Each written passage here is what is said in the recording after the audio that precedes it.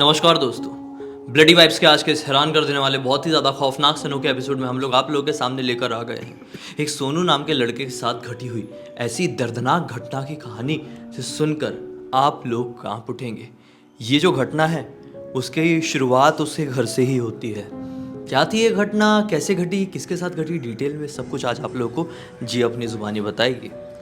ये जो घटना घटी ना सोनू नाम के लड़के के साथ घटी थी आज से काफ़ी साल पहले 2007 में। सोनू कोलकाता में ही अपनी फैमिली के साथ अच्छे से रह रहा था। सबसे पहले बताते हैं उसका घर कैसा है और किस सिचुएशन में कैसे रह रहा था कि उसके साथ ये घटना घटी। सोनू के घर में उसके मम्मी पापा और वो ये 3 लोग थे और इनका जो घर था ना वो 8 रूम का था। मतलब बोलते ना कि जैसे 8 रूम है और एक आंगन वाला एरिया है सीढ़ी वाला और आंगन में ही नल लगा हुआ है और जो जितने भी बाथरूम है ना वो सब बोलते ना सबके लिए है, वैसा टाइप बनाया था। तो जो 8 रूम थे ना वो उसमें से 7 रूम भाड़े पे दिए गए थे। अच्छा। और जो एक रूम था उस रूम में सोनू उसके मम्मी पापा रहा करते थे। इनकी जिंदगी ऐसे ही कट रही थी क्योंकि सोनू की उम्र उस टाइम पे 18-19 साल की होगी, लेकिन वो उस टाइम पे ना ही पढ़ाई करता था और ना ही जॉब करता था। ठीक है। उसके जो डैड है उसके पापा अकेले को ही जॉब करते थे और जो भी भाड़े से थोड़े बहुत पैसे मिलते थे उसकी वजह से इन तीनों का गुजर बसर हो रहा था, तीनों का घर चल रहा था।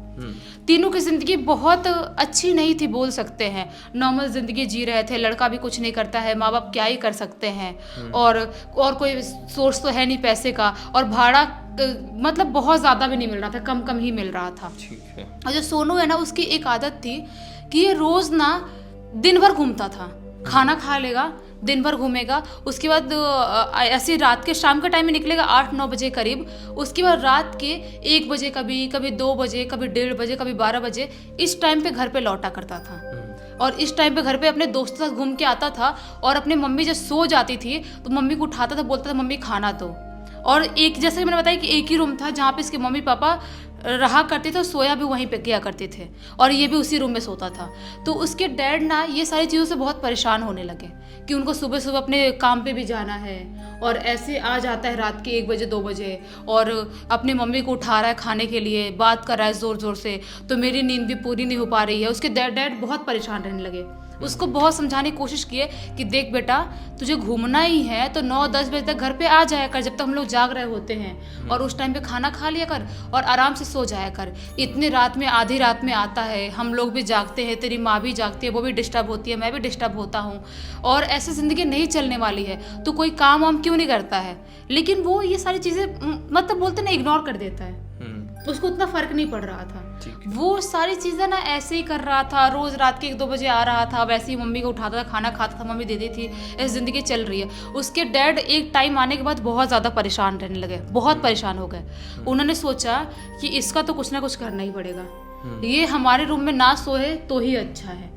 वो जो आंगन वाले एरिया था, जैसे मैंने स्टार्टिंग में ही बताई, आंगन वाले एरिया में एक जो बोलते ना कच्चा मकान जैसे भूसा उसा का जो होता है ना, कुछ वैसा बनाते हैं, कुछ अलग टाइप का कच्चा मकान बनाते हैं, वैसा वो आंगन वाले एरिया में बना दिया उसके डैड ने और बोला कि आज के बाद तू यहीं सोएगा, हमारे रूम में हमारे साथ नहीं सोएगा। उसका वहाँ पे एक बेड, छोटा सा पतला सा ही बेड लगा दिया, वहाँ पे मच्छरदानी लगा दिया और उसकी मम्मी को बोल दिया, सोनू की मम्मी को, कि तुम ना खाना यहीं पर ढक के रख देना, रात में जितने बजे भी आना, 1 बजे आना है, 2 बजे आना है, 3 बजे आना है, यहीं से उठाएगा, खाएगा और सो जाएगा। उसका फिक्स है। तो इसको भी लगता है हाँ यार वैसे तो अच्छा ही है, वैसे भी सोना किसको था, मम्मी पापा के साथ अकेले सोऊंगा और ज़्यादा मज़ा आएगा, अकेले रहूँगा, बहुत अच्छी बात है मेरे लिए। वो ऐसे ही सोचता है, खुश होता है काफ़ी कि मेरा एक सेपरेट रूम हो गया है। तो वो आज रात जिस दिन ये बना था घर, जो इसका अपना पर्सनल रूम बना था, उस दिन जल्दी घर पे वापस आ जाता है, रात के 12:30 तक आ जाता है।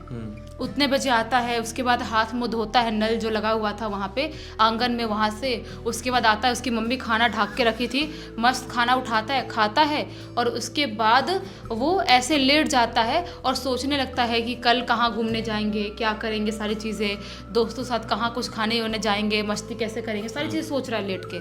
और वहाँ पे ना एक छोटा सा नाइट बल्ब लगा हुआ था उसके पापा ने नाइट बल्ब छोटा सा लगा के रखा था कि बेचारे लड़के को अंधेरा नहीं लगेगा ज़्यादा, इसीलिए भले उसको निकाले थे अपने रूम से, लेकिन ऐसा दिल से नहीं निकाल दिया था कि उसको ऐसे ही छोड़ देना है बेचारे को। तो वैसा लगा, वो सोचते सोचते रात के तकरीबन 1 बजे करीब उसको ना नींद आ जाती है। वो सो जाता है। तब वो मतलब वो सोए हुए अभी 5 मिनट ही हुए होंगे, उसको ऐसा महसूस होता है कि कोई तो मेरे कमरे में एंटर किया। और अचानक से ना उसको बहुत ही ज़्यादा ठंड महसूस होती है, बहुत ज़्यादा। तो जो उसके पास कंबल था वो कंबल उठा के ओढ़ता है और इग्नोर करता है, जिसको भी आना है जिसको जाना है कोई फ़र्क नहीं पड़ता। सोने की कोशिश करता है, आंख बंद रख के ही अपना कंबल ओढ़ लिया, आंख बंद करके सो रहा है। तभी अचानक उसे महसूस होता है कि मेरे बेड पे कोई बैठा। सोचता है कौन बैठा यार, आंख बंद किए सब कुछ सोच रहा है। तो तभी ना उसको उसके कान में आवाज़ आती है कि मैं भी सो जाऊँ क्या यहाँ पे।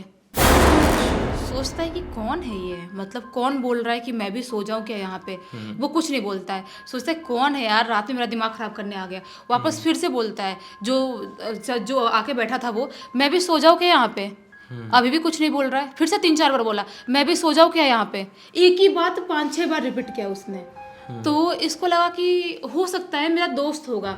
उसका एक दोस्त था ना, यहीं पे इसके घर में ही भाड़े पे रहा करता था। अच्छा, ऐसा वाला था। तो थोड़ी सी आंख ऐसा खोलता है और ऐसा देखता है तो उसे महसूस होता है सफ़ेद कलर कपड़ा पहना हुआ है।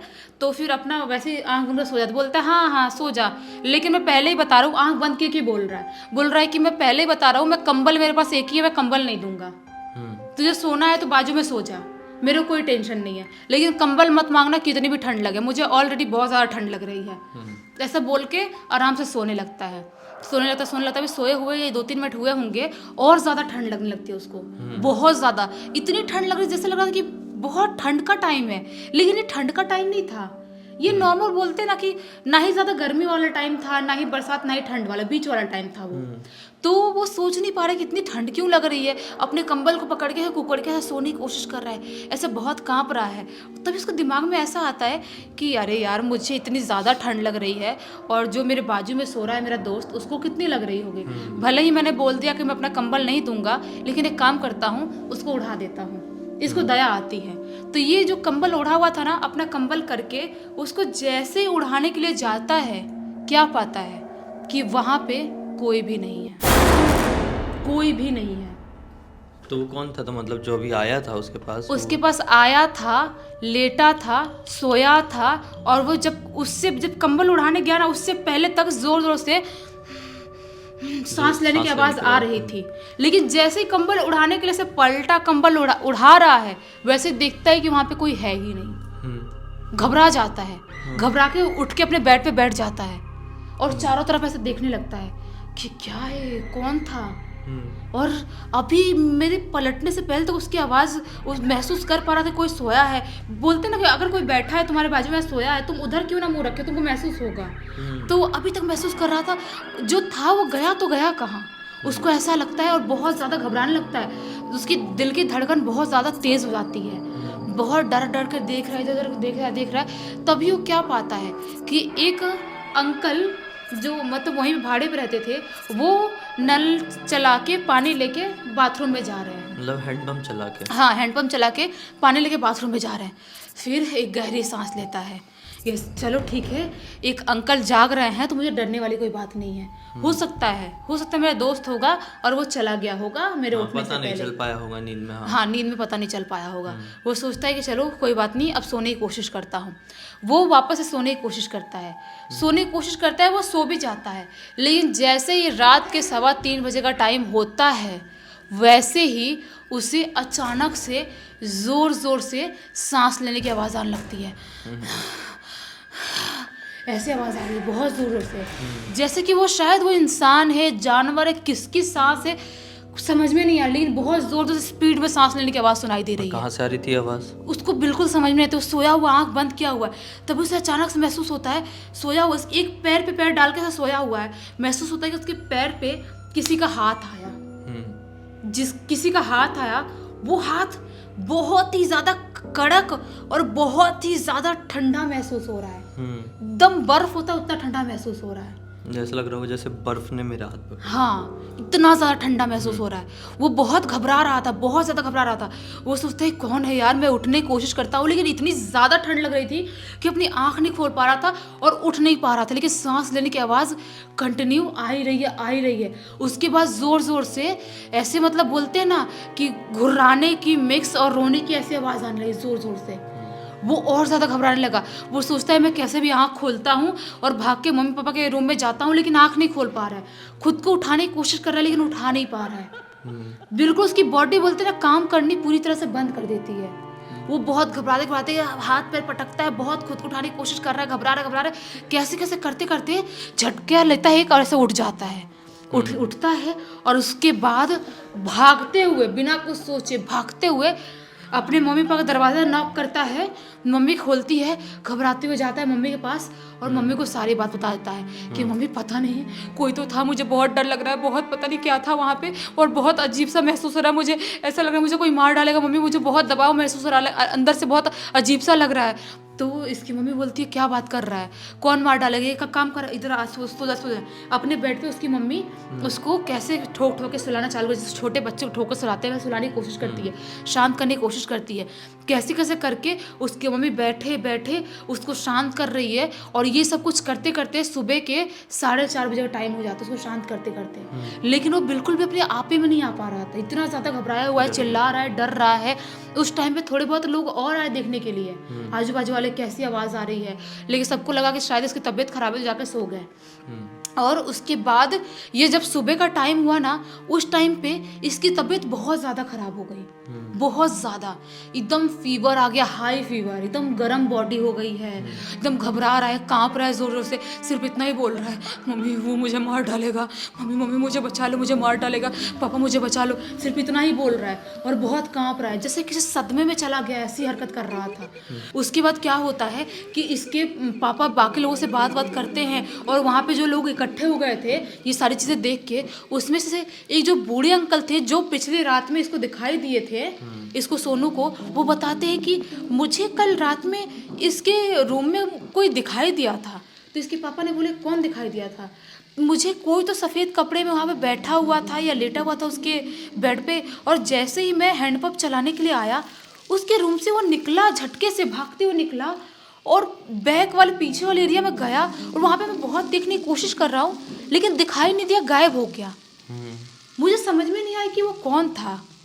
हो सकता है, मुझे जहाँ तक लग रहा है वो कोई तो बुरी एनर्जी, बुरी शक्ति थी जो इसके ऊपर हावी हो गई और उस दिन उसके पीछे वो बाहर से आई थी, जहाँ से घूम के आया था वहाँ से, या इस घर में आई थी, मुझे पता नहीं है, लेकिन कुछ तो गड़बड़ था। मुझे उस रात में, पिछली रात में भी लगा था, मुझे वो बूढ़े अंकल ने बताया।